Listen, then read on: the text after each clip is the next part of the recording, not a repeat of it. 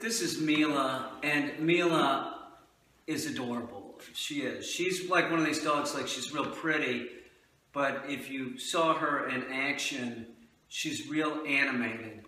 She's very animated, she looks real cute, and it sort of causes a problem for training.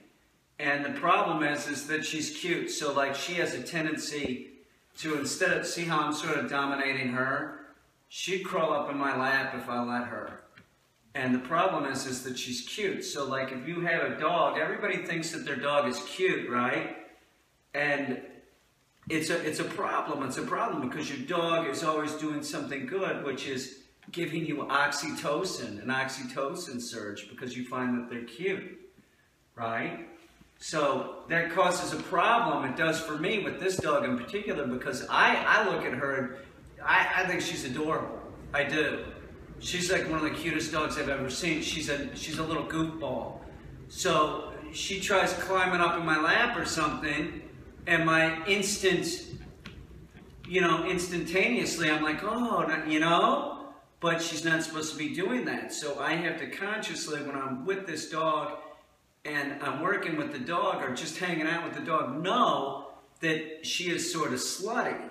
She is. Some dogs are like this, and Cocker Spaniels especially, like you give them an inch and they're just going to climb up in your lap. And it's not good for the dog's behavior, and I know this.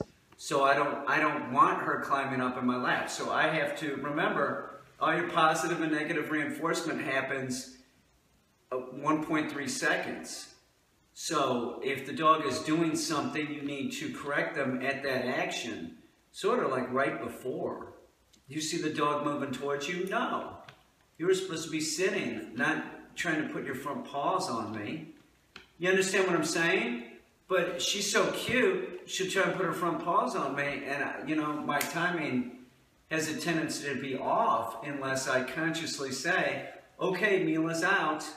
And that's what I have to do. I have to consciously say, like, Mila's out.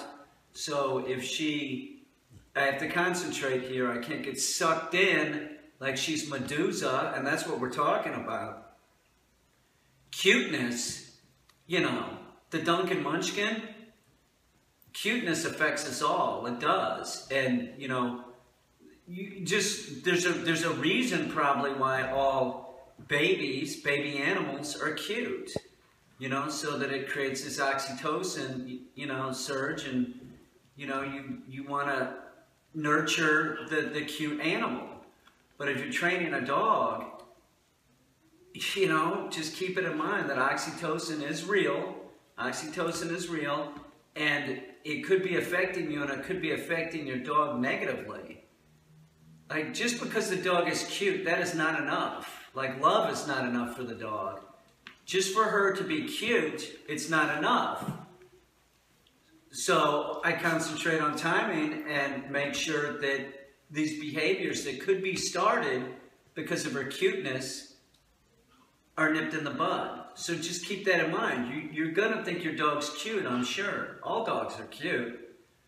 But if it's something like the Duncan Munchkin that looks overly cute, like I know this Miki, it's like, how do you tell Lily that she's, doing something wrong? I did, and it's the same thing with Mila too.